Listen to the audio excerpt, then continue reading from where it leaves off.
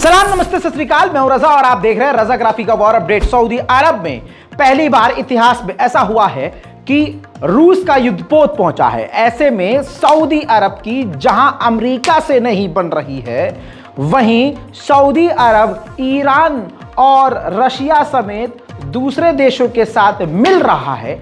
ऐसे में यह बड़ा झटका अमेरिका और उसके साथियों के लिए है। ये देखिए दोस्तों, ये है रूस का युद्धपोत जो काफी शक्तिशाली है। एडमिरल ग्रोशकोव इसका नाम है। पहली बार ये सऊदी अरब के पोर्ट जद्दा में गया है। एक्सक्लूसिव तस्वीर है। और अभी तक रशिया और सऊदी की तरफ से ये जानकारी नहीं दी गई है कि आखिर ये वहां करने क्या गया है। इन तस्वीरों ने अमेरिका यूरोप को डरा दिया है। वहीं दोस्तों, सबसे बड़ा अपडेट एक और दे दूं आपको। मैंने ही आपसे कहा था ना कि रूस अपनी हवाई इलाकों का पूरी तरह से सुरक्षा का घेरा बनाने में कामयाब नहीं है, यानी डिफेंस में कमजोर पड़ रहा है। मैंने ही आपको बताया था कि मॉस्को के अंदर रूस की राजधानी में अब आग लग रही है और हमले हो रहे हैं। लीजिए दोस्तों, ये तस्वीर देखिए। अब मेरी बात पर ध्यान दीजिए। ये कोई ऐरी गैरी और नत्थू खैरी जगह नहीं है। रूस की डिफेंस मिनिस्ट्री की बिल्डिंग में आग लगी है। जी हां दोस्तों, दो खबरें हैं। रशिया ये कह रहा है कि ये एक्सीडेंटल है, लेकिन इस बात को ना रजाग्राफी मानता है ना आप मानते हैं। दूसरी खबर है ये कि ये ड्रोन हमला था, और इस बात को आप भी जानते हैं, हम भी मानते हैं कि इस वक्त अमेरिका के ड्रोन्स और यूरोप के ड्रोन्स का इस्तेमाल करके यूक्रेन रूस के अंदर घुस के हमले कर रहा है। दोस्तों, इसके बाद एक बात क्लियर हो गई है, रशिया अब बिल्कुल भी सेफ नहीं है। अपनी सुरक्षा में वो कामयाब नहीं हो रहा है। उधर डोनाल्ड ट्रंप एक दिन के लिए गिरफ्तार हुए, शाम तक बाहर आ गए। उसके बाद दोस्तों, अब उन्होंने बयान दिया है कि वर्ल्ड वॉर 3 से हम बिल्कुल 1 इंच दूरी पर हैं, जिसके अंदर परमाणु का भी इस्तेमाल हो सकता है। अब डोनाल्ड ट्रंप जेल गए थे, उन पर कई सारे इल्ज़ाम लगे हैं। एक पॉर्न स्टार दीदी ने उन पर इल्ज़ाम भी लगाया है, और उसके अलावा जो उनकी वजह से पूरे देश में अमेरिका में दंगे हुए थे, उस पर बहुत सारे चार्जेस हैं। ऐसे में रूस से पूछ लिया पत्रकारों ने कि भाई साहब, ट्रंप के साथ ऐसा हुआ तो आप इस पर क्या कहेंगे। तो समझदारी की सारी इंतहाओं को पार करते हुए चालाकी से रशिया ने जवाब दिया कि हमें नहीं लगता कि हमें अमेरिका के किसी इंटरनल मैटर में बोलना चाहिए, क्योंकि अमेरिका भी हमारे इंटरनल मैटर में नहीं बोलेगा। उधर यूक्रेन ने रशिया के सैनिकों के ठिकानों पर अमेरिकी मिसाइलें दागी हैं।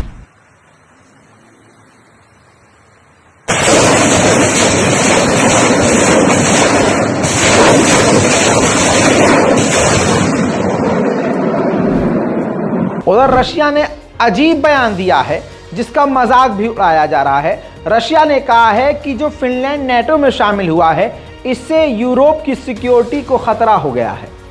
क्यों कैसे नहीं पता, लेकिन बोला है चच्चा ने। नेटो में शामिल होने का फायदा क्या है? जो बड़े बड़े देश नेटो में शामिल होते हैं, नेटो एक ऐसा ग्रुप है कि अगर उसमें आप शामिल हो गए, यानी भारत शामिल हो गया, तो उसको नेटो की मिलिट्री भी मिलेगी अलग से, और नेटो के हथियार मिलेंगे।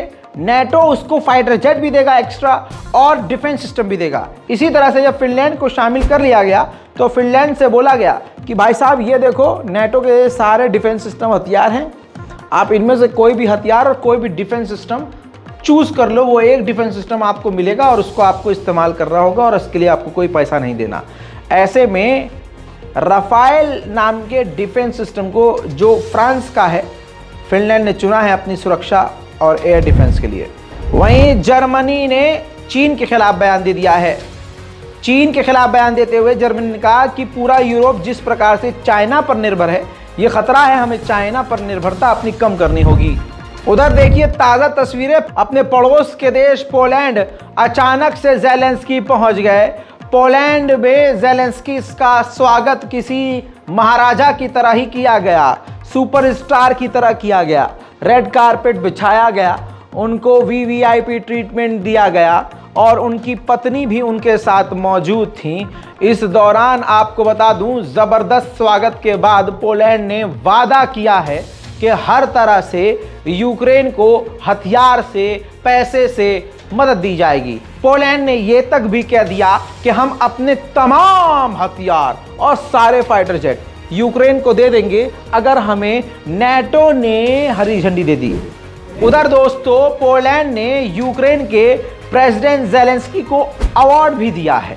ये देखिए दोस्तों, अवार्ड जो है Order of the White Eagle, जी हां, पोलैंड का सबसे बड़ा, सबसे ऊंचा, सबसे कीमती अवार्ड से नवाजा गया है। अब दोस्तों, मार्च की रिपोर्ट दे रहा हूं। सिर्फ मार्च के महीने में रूस ने जितना पूरी दुनिया में अपना तेल एक्सपोर्ट किया है, उनमें से सिर्फ 91% भारत और चाइना को ही दे दिया है। दोनों देशों को मिलाकर, भारत और चाइना को मिलाकर 91% तेल उसने अपना सिर्फ हम दोनों को ही दे दिया, यानी चाइना और भारत को। वहीं देखिए, पहले ही दिखा रहा हूं, हिंदी में खबर आई है और दोस्तों ये भारत में छप चुकी है। नव भारत टाइम्स में, आपको पता ही है हिंदी तो आप जानते ही हैं। अगर हिंदी में आ गई, गोदी मीडिया में आ गई, तो बात कितनी बढ़ चुकी है।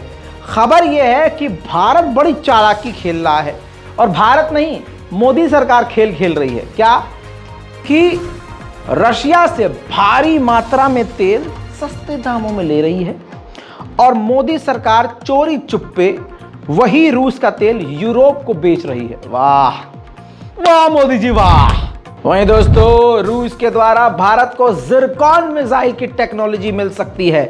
जी हां, वो ब्लूप्रिंट और सारी टेक्निक भारत को देने को तैयार है। इसके बाद भारत और रशिया मिलकर ब्रह्मोस 2 बनाएंगे।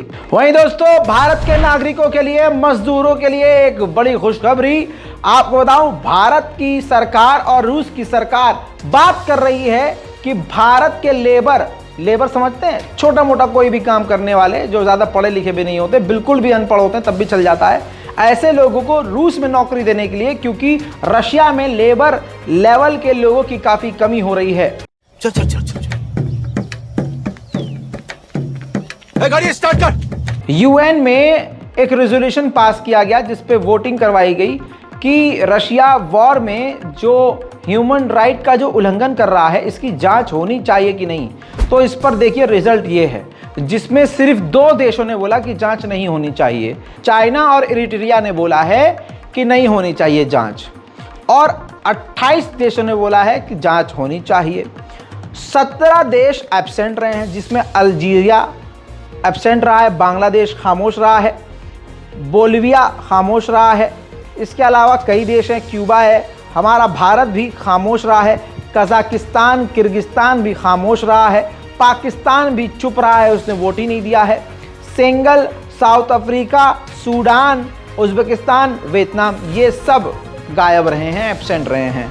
दोस्तों, बड़ी खबर आपको बता दूं, रशिया को चैलेंज करते हुए ये देखिए यूरोप के टीवी चैनल पर ये जो व्यक्ति बैठा है, जो इंटरव्यू दे रहा है, ये है व्लादिमीर ज़ेलेंस्की का, जी हाँ, एडवाइज़र।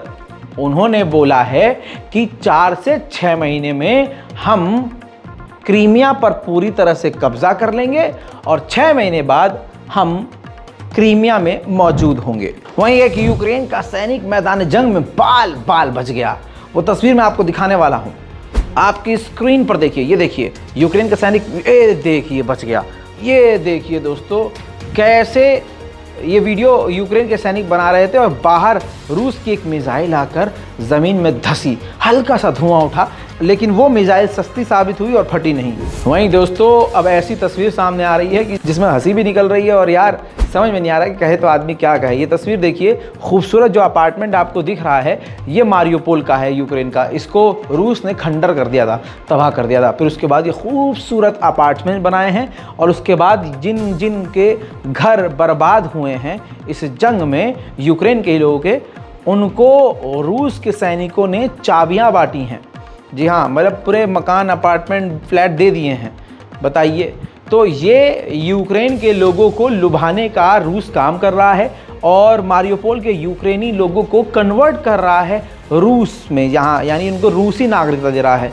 वहाँ पर अपार्टमेंट में आप देख सकते हैं कि आपको स्विमिंग पूल से लेकर पार्क और पार्क से लेकर बहुत सारे प्लेग्राउंड हैं। वहाँ के लोग काफ़ी खुश हैं, यूक्रेन की जनता खुश है, इंटरव्यू दे रही है कि हम खुश हैं, हमारा घर बर्बाद हो गया था। अबे जिसने बर्बाद किया था उसने बना के दे दिया। अब ये बेचारे कुछ कर भी नहीं सकते, बुराई कर नहीं सकते रूस की, क्योंकि अब मारियोपोल पूरा रूस के कब्जे में है। इसी के साथ एक यूक्रेन का छोटा सा ड्रोन, आत्मघाती ड्रोन, उड़ता उड़ता उड़ता रूस के ही डिफेंस सिस्टम से जाके टकरा गया और रूस का वो डिफेंस सिस्टम फूम।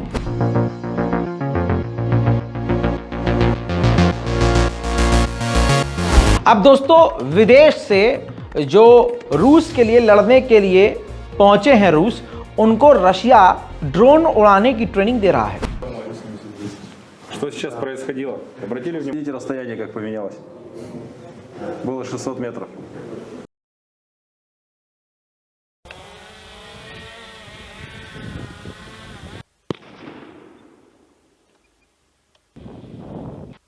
И делаем следующее действие. Мы подошли и со стороны камеры, не занося по сенсору, чтобы не было подскока. उधर वियतनाम पहुंचे हैं रूस के डिप्यूटी प्राइम मिनिस्टर। कई अहम मुद्दों पर दोनों देश बात करने वाले हैं। कहा जा रहा है कि दोनों ट्रेड को लेकर बात करेंगे, साइंटिफिक और टेक्निकल कॉरपोरेशन को लेकर बातचीत करेंगे। फ्रांस का सफेद शैतान इमैनुअल मैक्रोन, राष्ट्रपति जो फ्रांस का है, इस वक्त वो चीन में मौजूद हैं और चीन में उन्होंने चाइना को ही समझाने और धमकाने की कोशिश की है कि चीन किसी भी हालत में रूस को किसी तरह से हथियार ना दे। La Chine a réaffirmé son attachement à la Charte des Nations Unies. L'intégrité territoriale, la souveraineté des nations en font partie. Et je crois que les défendre, c'est aussi cheminer ensemble et essayer de trouver un chemin de paix. Et la Chine, justement, a proposé un plan de paix. Nous l'avons salué. Est-ce que nous nous y retrouvons dans son intégralité? Non. Néanmoins, il a un intérêt, il montre une volonté de s'engager sur la résolution du conflit. Et donc, s'il ne s'agit pas d'un plan de paix, il s'agit bien d'une volonté. उधर NATO ने भी China को बड़ी धमकी दे दी। NATO के chief ने चीन को धमकी देते हुए कहा कि अगर चीन ने रशिया को इस जंग में मदद की तो चीन की ये ऐतिहासिक गलती होगी जो उसके आने वाले समय के लिए काफी भारी पड़ेगी।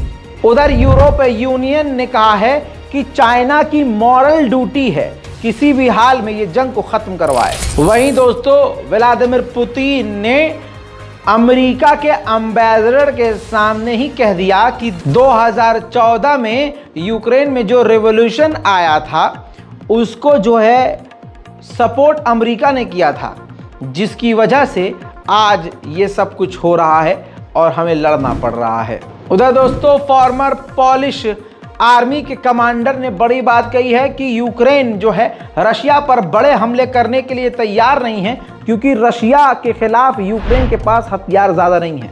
OPEC प्लस ने, यानी जो अरब देश है और दूसरे देश जो तेल प्रोड्यूस करते हैं, बेचते हैं, एक्सपोर्ट करते हैं, उन्होंने काफ़ी भारी मात्रा में कटौती करी, जिसके बाद पूरे दुनिया में और पूरे खासकर यूरोप में गैस, तेल, ईंधन 5% महंगा हो गया है। उधर मैदान जंग की बात करें तो रशिया ने यूक्रेन के बड़े बड़े ठिकानों पर MLRS दागी हैं।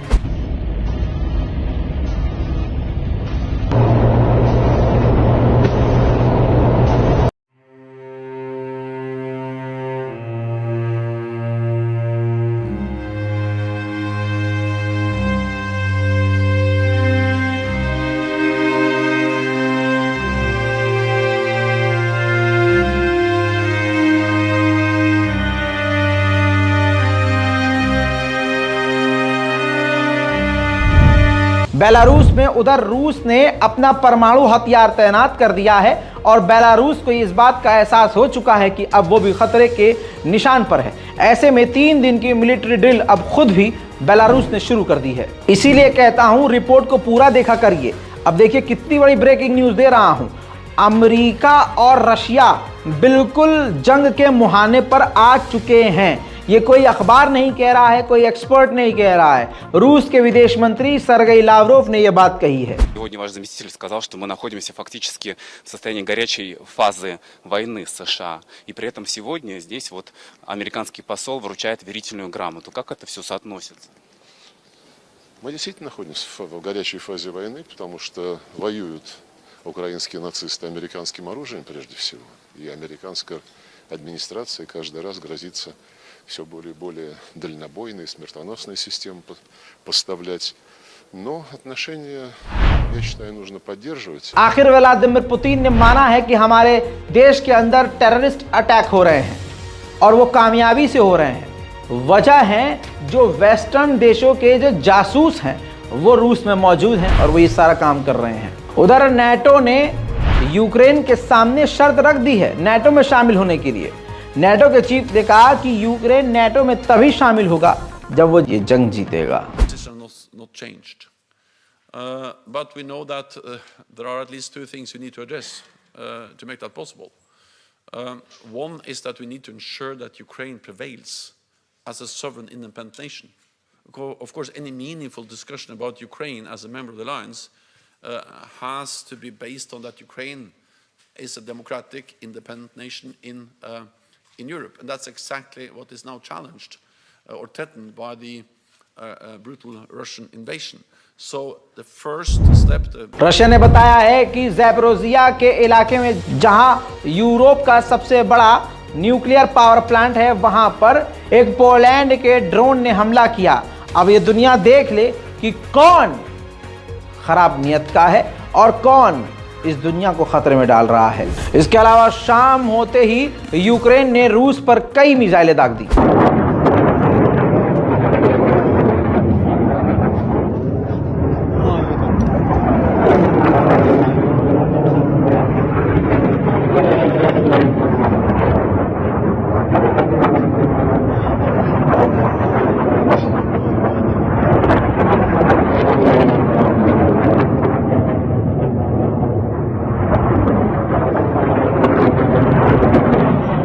इतना ही नहीं, बैखमत पर भी, क्योंकि लगभग हार चुका है यूक्रेन बैखमत, तो बैखमत पर भी यूक्रेन बड़े हमले कर रहा है।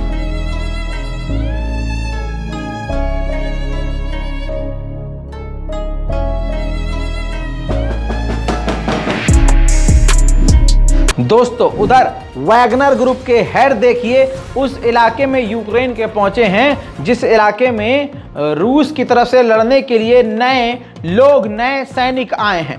उनकी ट्रेनिंग के लिए, उनको समझाने के लिए वैगनर ग्रुप के हेड पहुंचे। उधर बुल्गारिया ने रशिया को बड़ा झटका देते हुए ऐलान किया है कि हमारे सारे पोर्ट रूस के लिए बंद हैं। दोस्तों इस पूरी रिपोर्ट पर अपनी राय कमेंट में जरूर लिखिए, रिपोर्ट को शेयर कीजिए, दुआओं में याद रखिए। जय हिंद।